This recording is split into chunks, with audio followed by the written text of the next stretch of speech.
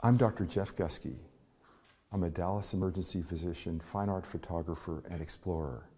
I've been fortunate to photograph a hidden world of World War I beneath the trenches, which lie in ancient rock quarries that were converted to modern underground cities, and in which you find hundreds of beautiful artworks on the walls and an infrastructure that is at times as if 100 years ago was yesterday.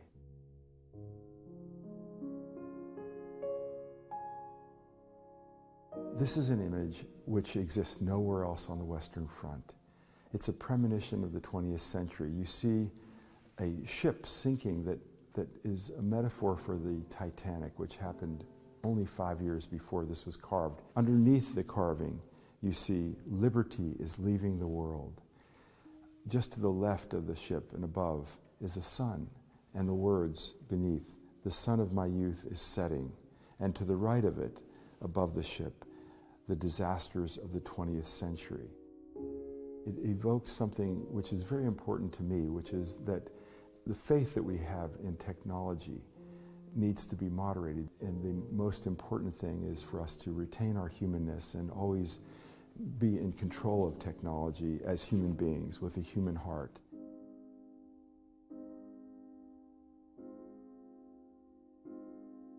As a medical doctor, I've treated much trauma, and yet to see this photograph is a horror that even shocks me, because it conveys a disfigurement of someone who lived, yet who has half of his face almost gone.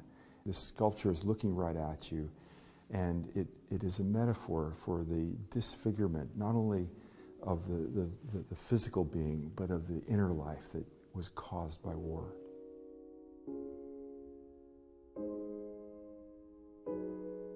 It's very difficult to capture in a photograph the magnitude of these spaces. One of the places I photographed is 18 miles underground in one place.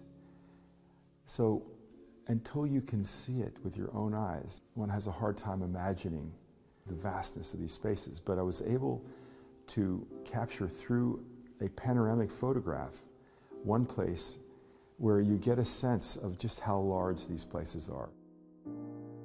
This is in a place where the Big Red, the 1st Division of the Chicago area, was involved in a horrific battle. It's in a cellar beneath a former farm that was completely destroyed.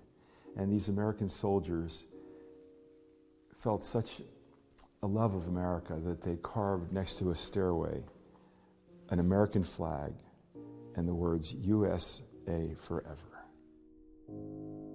This is amazing. It's one of the only known inscriptions by troops who were New Zealand Maori. And in this inscription you see S. Isaac, very clearly, the name of the soldier, his serial number, and then underneath NZ Maori spelled out, very graphically. It's a treasure, it's priceless, and I believe that it's never been seen before by the public.